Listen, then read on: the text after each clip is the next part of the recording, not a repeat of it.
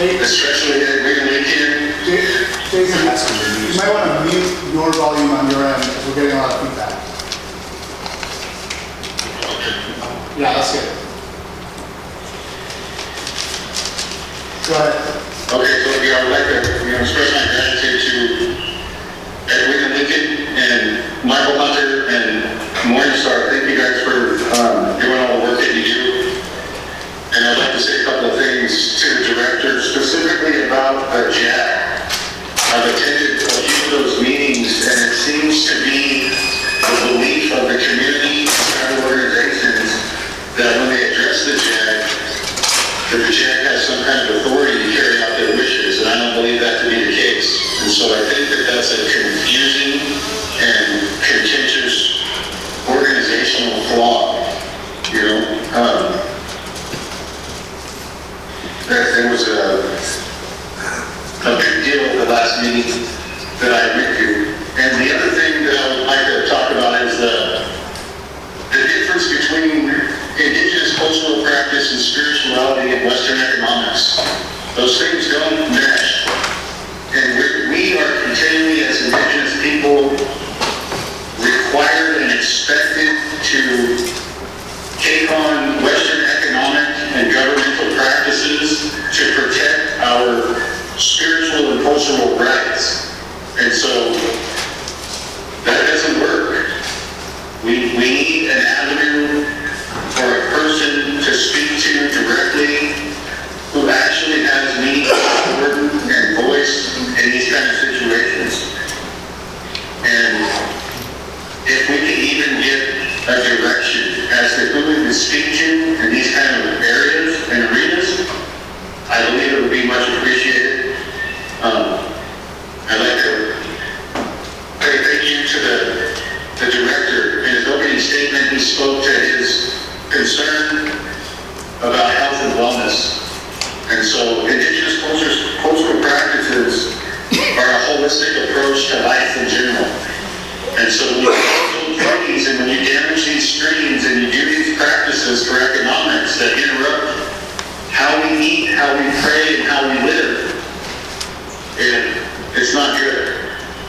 And we need to figure out a way to resolve those sort of issues. We're continually presented with economic, legal terminology that doesn't fit our practice. And so, in that sense, we don't have effective communication between tribal organizations, entities, and people in general, and the government who has charge over our sacred places.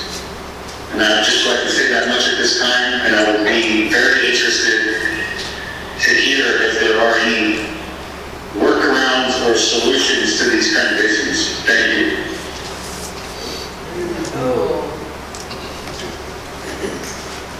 Thank you. I want to get, we had one more comment come in. A few people have quick comments in the actual questions pane. We use the questions pane to try, we don't monitor, it's too difficult to go back and forth in that, but we use that, folks, to try and resolve people that are having technical problems with accessing, speaking, and so forth. So, that said, I will note that there was one comment in there that I think was a comment that would have just come as a public comment to the director, which was the one on the DEI fund. Specifically, is there any outreach for high schools for firefighting? So, bringing that up, and I'll give you a chance after we have the last comment to respond to anything that you've heard. So we have one more hand raised online, so let's recognize them. Larry Hanson, unmute yourself and you're ready to go. Yes, can you hear me okay? Yes. Yeah, thank you for taking my comment.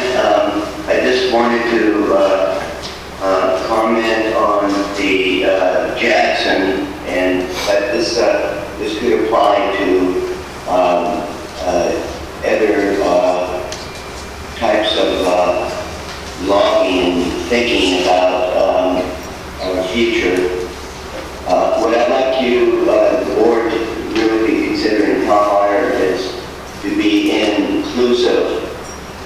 Be inclusive of the tribal communities. And that means reflecting the valuable opinions in your policies. Be inclusive of the 30 by 30 program that's being instituted by other agencies. You need to be a part of that. Be inclusive of the presidential executive order for protection of mature trees and old growth. Be inclusive of the literally hundreds of organizations throughout California that know their forests intimately and advocate for the protection of forests. Be inclusive of a vision and not a vision for pressure for the short-term economic gains. Be inclusive of the public trust by protecting our natural resources for the ecosystem services over short-term profit that I mentioned before. Over the long-term economy of what the forests are providing for us, watershed, resiliency, climate change mitigation, more important economy to all of California and the rest of the world as well. Cutting mature trees and impacting forests is actually removing the time it takes to start over. Our society does not have that time to start over. Thank you very much. I believe that is all the people online that has to speak. That's it.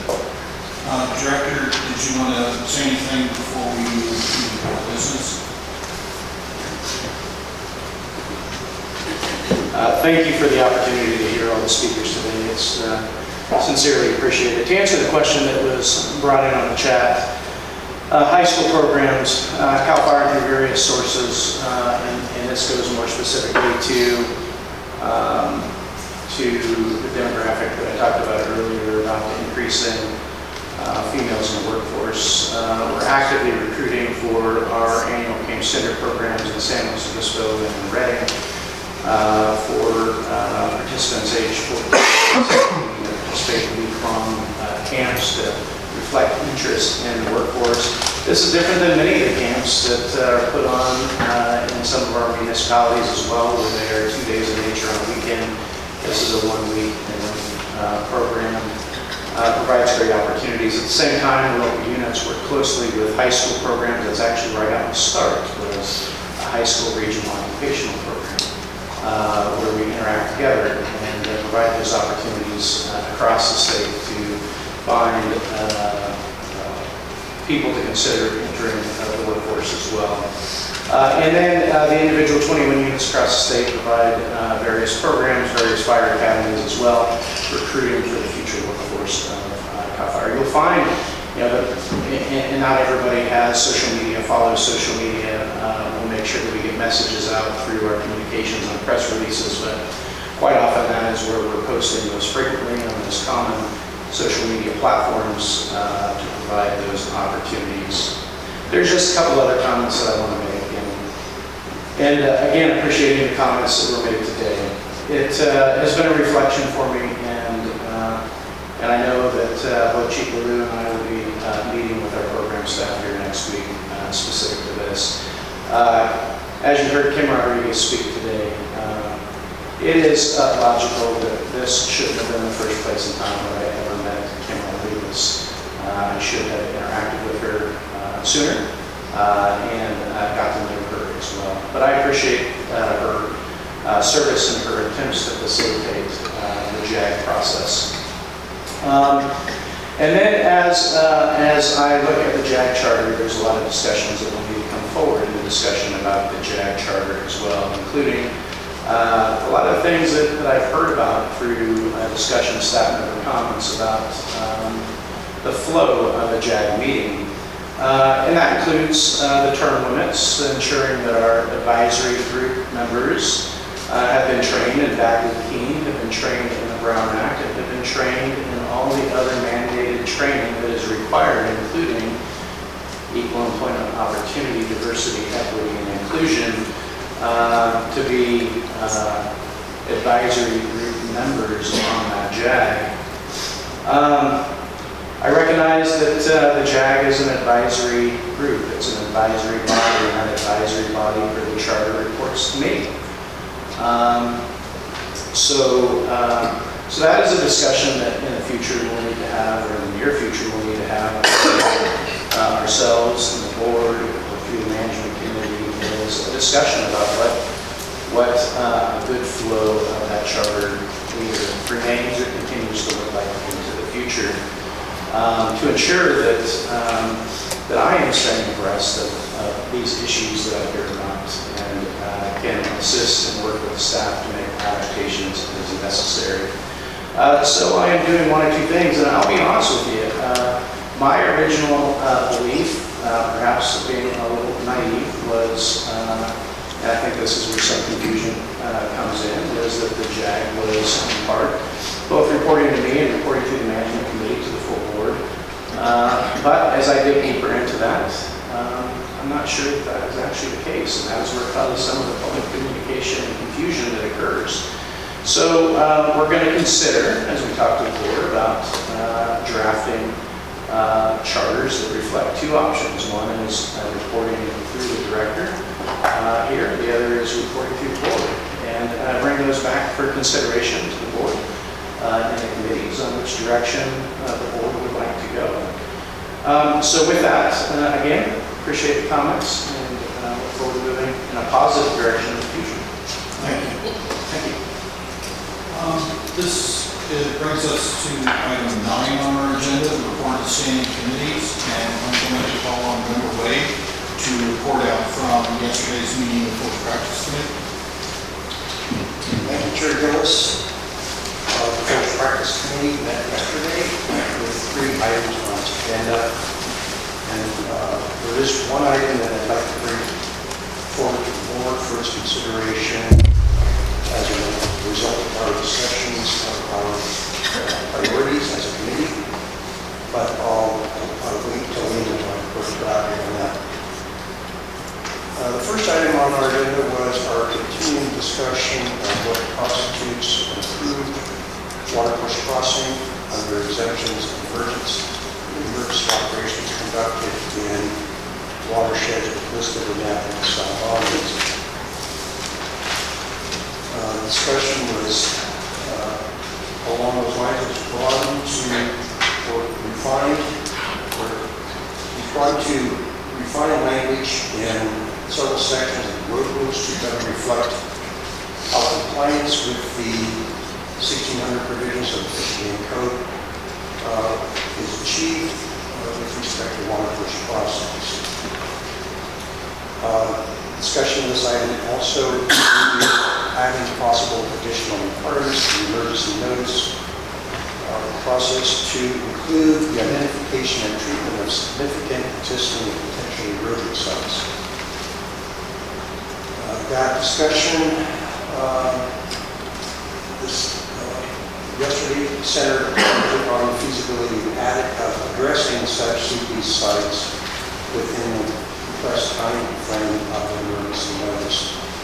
There has been an ad hoc group of CAL FIRE, the Water Boards, and Department of Fish and Wildlife that has been assisting the committee on this item, and it's going to meet in the interim prior to January meeting to attempt to resolve some of those concerns.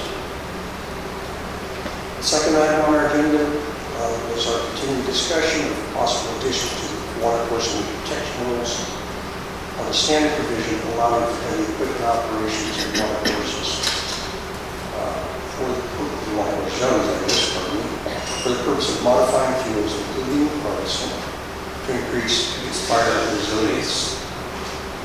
Move your mic. I'm sorry. Okay. Some revisions to the proposed language were discussed, and that discussion will continue next next month. Third item on our discussion, on our agenda, was a discussion of the priorities has largely been concluded with some possible fine-tuning in January. So that brings me to the point I want to raise for the board's attention. One of the issues raised in the board's call for regulatory review this last fall was the continuing concern on the part of the California Plant Society regarding the protection of botanical resources in tourist operations. This is a topic that the community has spent considerable time on over the last few years, and unfortunately with no resolution. One of the concerns noted in these part discussions was that there was a lack of scientific data or analysis of the effects of harvesting on these resources in specific plants. And so recognizing that, board staff reached out to CNPS representatives to suggest that the board endorse future studies through the effectiveness monitoring. We have data available through the California Natural Diversity Database. So this would basically help to try to determine what are effective best management practices with respect to sensitive species. So we would like to put forward to the board just the idea that the board would encourage CMC to prioritize its research through allocating funding towards available towards that type of research. Yeah, if I can jump in there, Rich, is that consistent with priorities that EMC is currently operating on? Yes, it's one of the priorities, so we can consider proposals that are presented in front of the EMC. So in your role as liaison, perhaps you could communicate back that this issue's been raised in management, which of course you serve on. So, it was raised in forest practice, although you were serving on the management committee. And I think it's a very reasonable input from forest practice that you might get back in your liaison role. Absolutely, that sounds like a great next step.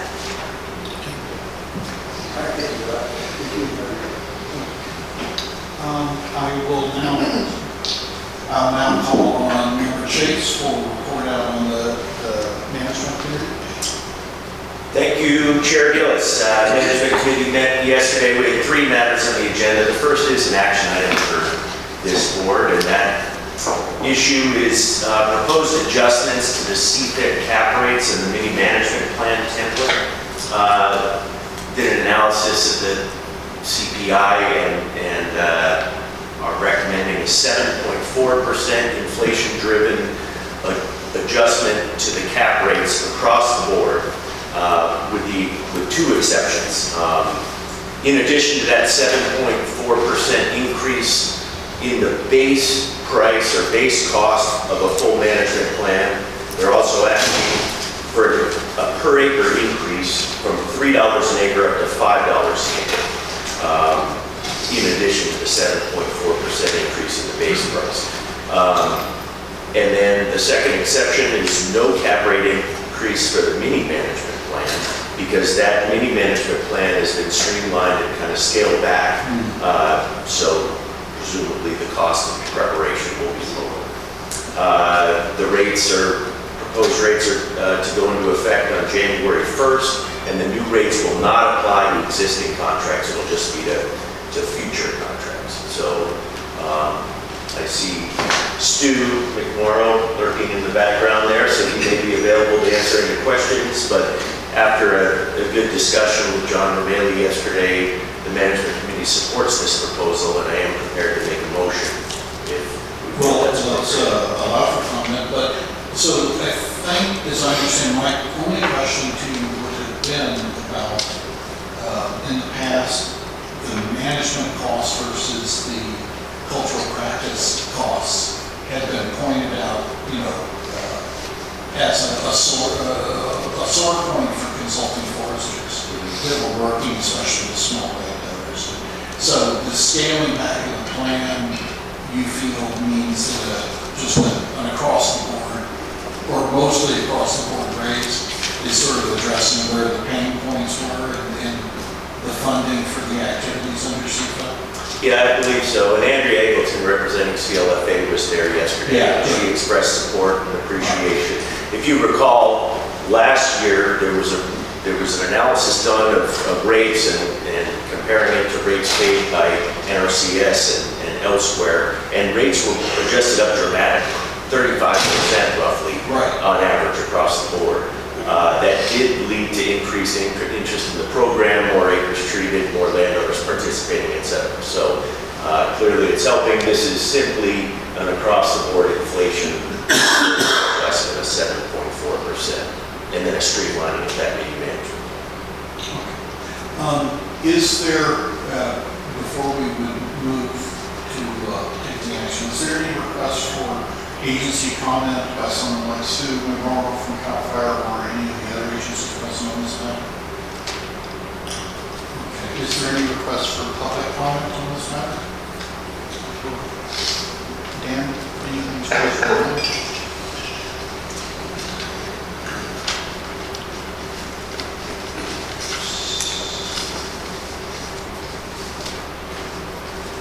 Okay, so seeing no interest in public comment, please proceed. Thank you. I move to approve the CAL FIRE California Forest Improvement Program cap rates for 2024. Is there a second to the motion? Second? Second by Member Forsberg. Any request for board discussion? Seeing none, please call the question. Member Lopez. Aye. Member Forsberg Markey. Aye. Member Wade. Aye. Member Janai. Aye. Member Chase. Aye. Chairman Dallas. Aye. Motion passes. Okay, the second item on the agenda was a discussion of the joint statement on hardwoods. We had a really good, lengthy discussion on the ecological and cultural value of hardwoods, especially oaks and tan oaks. Unfortunately, Member Blake wasn't able to make the meeting yesterday, and I think her participation is really important. This is an issue that she's very passionate about. But we directed staff to identify issues, options, authorities, and paths forward for the January meeting, just to kind of highlight options, and then the staff is also going to follow up again with the Fish and Game Commission, who's a joint signatory on that joint statement. So look forward to future progress on that, and we did integrate it into our priorities list for 2024. So it is on the table for the upcoming year. The final agenda item was discussion of 2024 rulemaking priorities. We went through the list point by point. We need to clarify, I think, on two issues. One, that the department may recommend dropping, and then another, there's been some internal discussion about whether it's more appropriate to be handled in management or forest practice. So we need to work out those two issues, but beyond that, we approved our list and ranking of priorities for 2024, and again, appreciate the input from the full group yesterday. That concludes my report, Chair Chris. Thank you. As you move forward in that, you might think about reaching out to some people who were formerly associated with the Integrated Hardwood Management Program, who actually were the people behind writing that now very outdated policy statement. But there are new people, especially in Music Cooperative Extension, and some new people at several CSUs and UC campuses, where kind of getting the Hardwood Brain Trust back, people else and so, and a lot of that early research came out of Cal Poly San Luis, Yeah. and there are people there still very involved in that. So I think it would be well served, especially if you move into a workshop setting, to kind of reach out to that hardwood research community, because in many respects it's quite distinct from either the chaparral community or the cedar and conifer coastal forest communities in terms of where the expertise lies. Yeah, I think that's a good suggestion. And maybe Jane, you could integrate that into your assessment for January. That'd be great. Thanks. Then finally, I'm going to turn to Member Lopez to... I have a comment. I'm sorry, go ahead. Did you have a comment on that? Yeah, I filled the card out. Couldn't move it. I'm sorry. My handwriting's so bad. No, that's fine.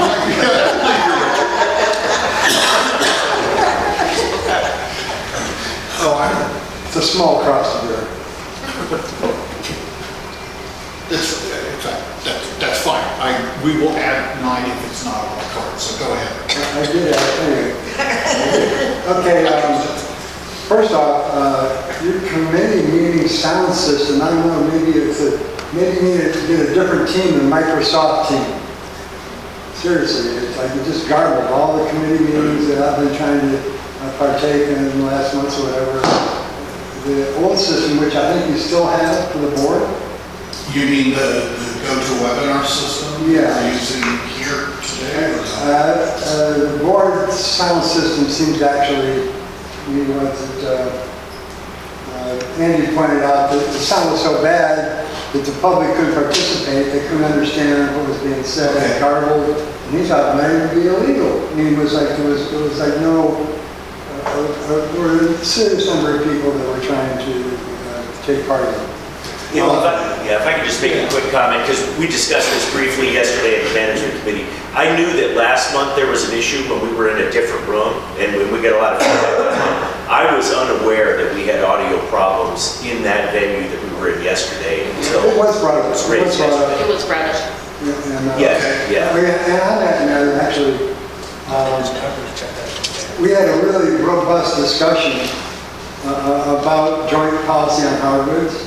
And then we also did in the Jackson prioritization for moving forward. And the sooner you can get out the recordings from that, it'll make a lot of people happy. So we can really, be aware of what was said, because it was, I think it was, people were arrested and articulate. So just in summary there about hardwoods, it's so out of date. And the whole thing about hardwoods and their relationship to carbon sequestration, to tribal and cultural values, and to fire. We found in northern Mendocino, like combining cultural fire, prescription fire, whatever, with the ridges involved, you not only deal with fire, but you also get cultural renewal of the locales that are treated in fire, and also that gets into reduction in the use of herbicides, using a more labor-intensive, fire-intensive, dealing with, hardwoods, right? And really meeting the goals on all those different things. Climatic, fire, cultural, it's really a basic thing. It's part of the changes that people are bringing to you that need to be done. And also, we'll be talking more about the Jackson issue, but there really needs to be a transcendent process that kicks it to another level. An example I use often is the science review panel report that was done to a group of scientists that had incredible outreach to all the stakeholders in forestry, not all, but hundreds of them, and they put out the report about the adequacy of forest practice rules for protection and recovery of inanimate salmonids. And it really made a big difference. It was applied, the inanimate salmonid protection rules, and it was really, it was very controversial at the time, but it was pushed through. And the future of forest and co-management in the state are as important, or even more, whatever, of the recovery of inanimate salmonid. They're interrelated. And so the process, as it may be corrected, it needs to be a whole new level that is not, the way it is, the interagency consultation is really avoided by the current Board of Forestry, CAL FIRE, Jackson setup. I'll leave it at that. Thank you. So, Member Lopez.